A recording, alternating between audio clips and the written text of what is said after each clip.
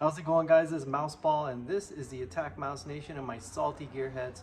Welcome to Motoring with Mouseball, and this is the official first video of Motoring with Mouseball for 2022. Now, tomorrow, Meryl goes to Cars and Coffee, so there's going to be more downloads coming your way, and obviously this is the bumper that Mama Mouse and I have been waiting for. For 2 years, we've been trying to get a hold of this thing, and we finally got it. And now we're going to test fit it on Mouseball today, and hopefully it fits well and everything goes according to plan. And if it does, we're going to be in for quite a treat, because hopefully this car will make it to the Dragon looking like this.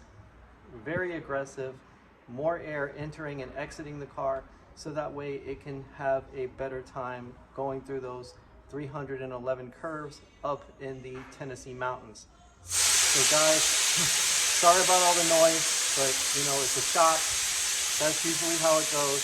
But nevertheless, point being, we are going to test fit this today, and hopefully it's going to look fantastic on the car. And I will definitely be back with you guys for another video on this 595 front end conversion, because this is definitely going to set our car apart from other ABARTHs here in the state of Florida. So guys, stay happy, stay healthy, stay wealthy, and remember, if your car looks as mean as Mouseball, you're probably going to be in for one hell of a time. Take it easy, guys. Mouseball out.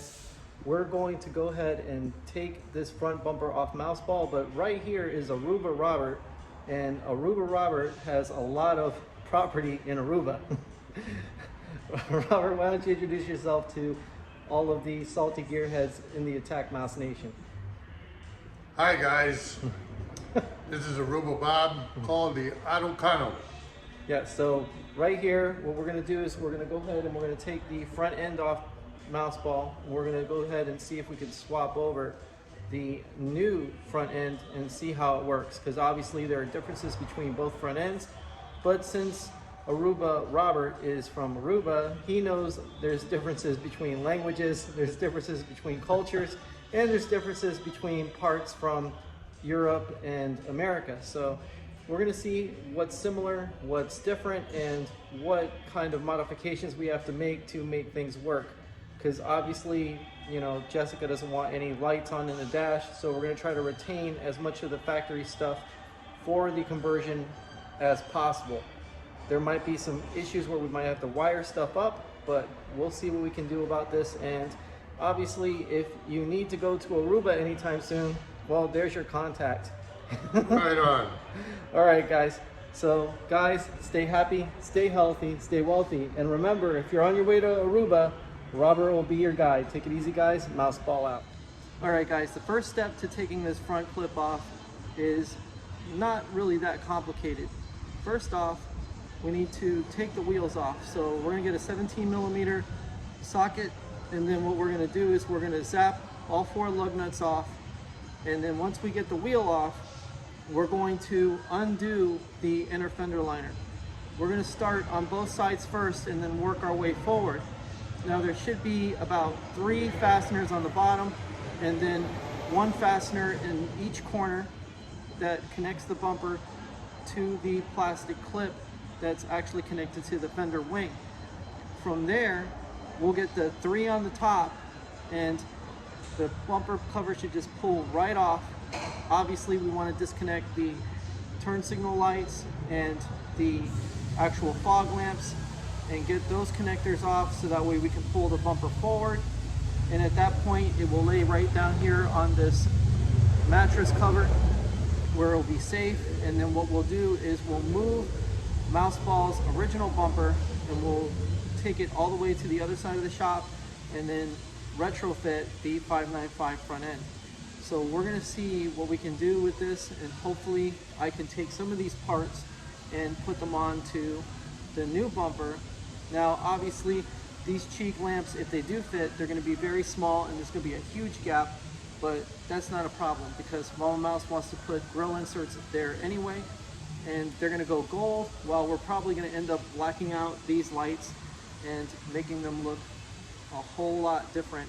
Plus, not to mention that, recessing them so that way you only see them when they light up. So guys, let's go ahead and get this front clip off and go from there. So I'm going to position this right there. Let's get to work.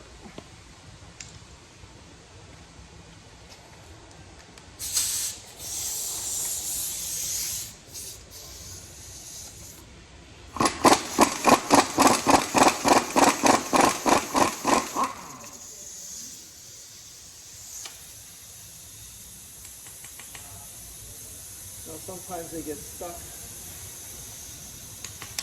which is no big deal because they will come out.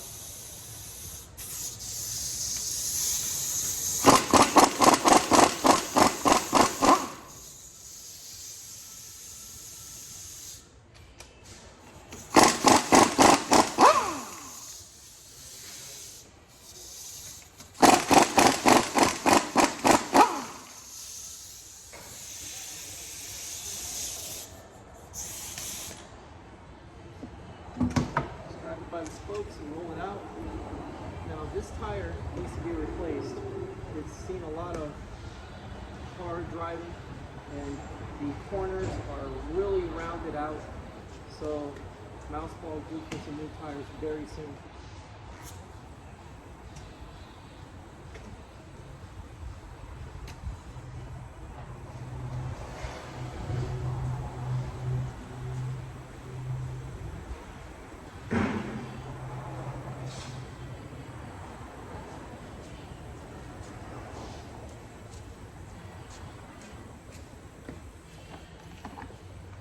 Okay guys, so right here we have the inner fender liner, and I'm going to point you in the direction of it, and as you can see we have 2 fasteners right here.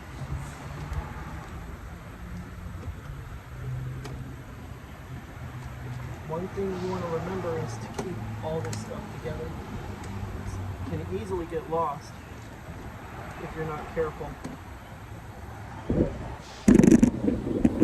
There we go. So you want to keep this stuff together. There's about 3 in here.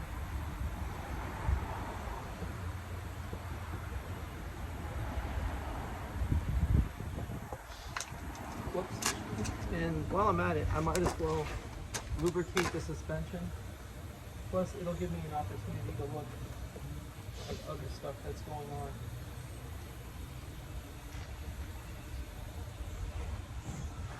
Now, there's a couple of screws under here.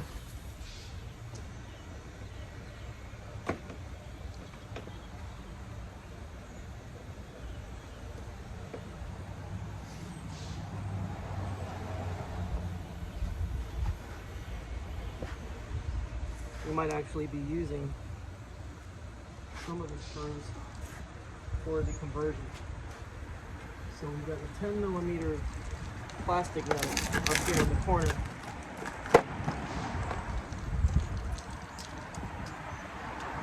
And basically everything you do here, you're going to be doing on the other side. So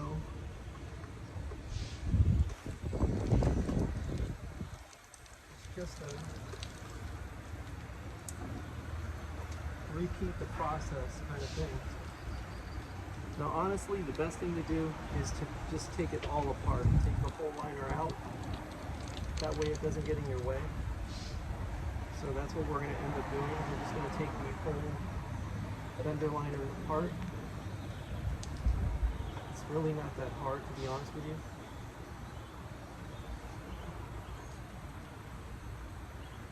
I honestly don't want anything in my way while I'm working on this. So I'm going to look under here, see if we got any other fasteners, and we don't. Because usually for build quality purposes, they'll put a little extra material under there.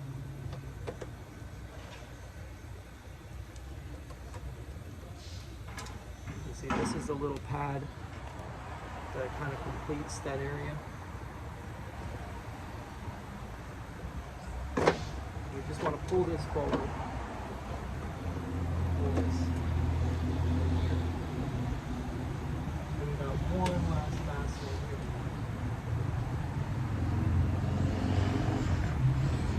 unfortunately, as I dropped that screwdriver earlier, the fastener came out. Now, luckily we work in a shop, so it's not that big of a deal. I can always get another fastener. But already there's a difference in the bumper cover. This part right in here goes much deeper, although this right here is the same as the European bumper cover. So already I'm seeing major differences. You know, we're probably going to be able to bolt that lamp on anyway, simply because there's these two right here. So we'll see what happens with that.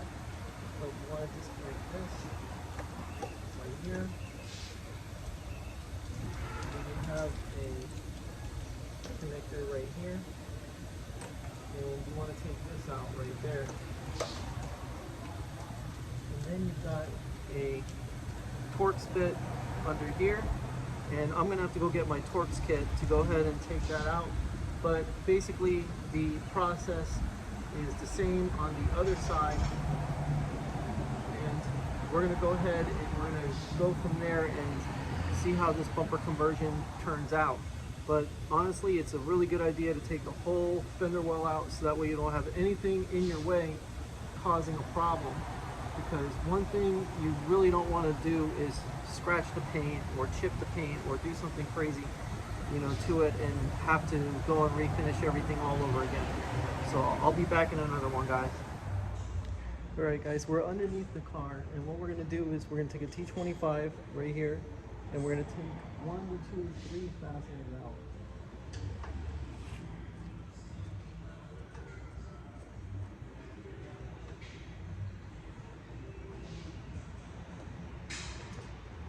They should look like this.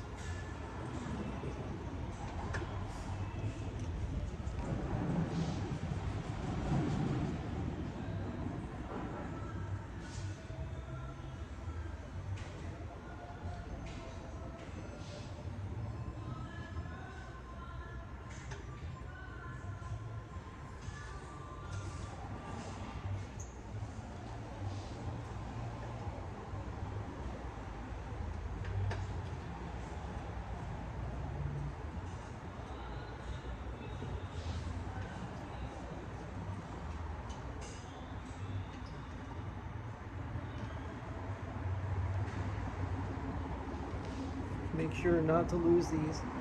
Definitely don't want to lose any bolts. And you should have 12 fasteners for each side. So once the last 3 are off, it's just simply pull nice and easy on each corner, and the whole bumper cover should come off. See you in the next one. Alright guys, I made 2 mistakes. The first mistake I made was there are 4 fasteners up top. And the second one I made was it's a T27, not a T25, because one of the actual fasteners was very stubborn. Now the T25 worked because the other ones were quite easy to get out, and the pattern seemed to fit, and there didn't seem to be a lot of play. But when it came down to one that was actually very, very tough to take out, well, it took a T27 as opposed to a T25. So, you know, it just goes to show how often these cars get worked on, because they're extremely reliable.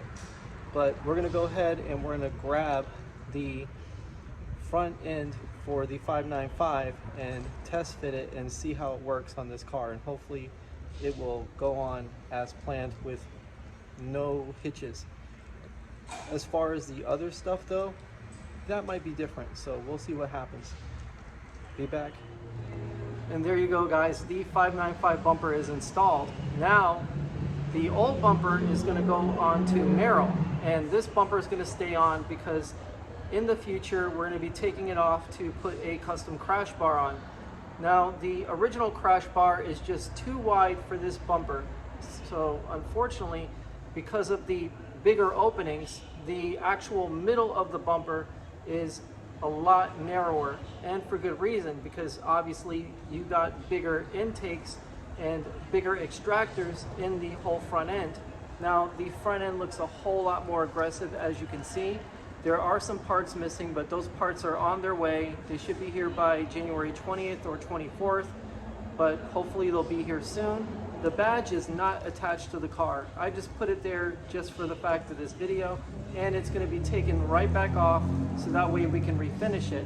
But the original bumper to Mouseball will go on Merrill, and it's going to be repainted Aston Martin Frost Glass Blue. So without a doubt, we are definitely going to be doing some cool stuff with Merrill, but now we are very satisfied with the way Mouseball's front end looks, and this car looks more like an ABARTH and less like a 500 Pop, GQ, 500T, or any other particular model in the actual lineup. Now it actually looks like a true ABARTH, and because of the bigger openings in the car, well, we're going to expect better performance gains. Not to mention that we also are going to release more heat out of this car, which is the one thing that really kills the performance of this car, period, is the heat. Now, the nice part is we're going to do brake cooling ducts where the fog lights are, and we'll probably have lighting in the car. But for right now, I'm going to be running around with some lights on the dash, which is no big deal because they are on purpose. And regardless, with my friend Anir, we'll probably rewire everything, and this car is getting a new hood. There's just a whole bunch of cool stuff that's going to be happening in 2022. So please stay tuned for this, because this is just stage one of this conversion. Because not only did we learn that the American crash bar doesn't work for this car, but we learned a lot of the other pieces that come from the American bumper will not retrofit onto this bumper, which is no big deal because it is from Europe, it is European spec, and it's going on an American spec car. So regardless, now we actually have a car that stands out from the crowd, even if it is incomplete. But guys, stay happy, stay healthy, stay wealthy. And remember, when you buy Euro spec parts, don't expect them to fit right away. Take it easy, guys. Mouseball out.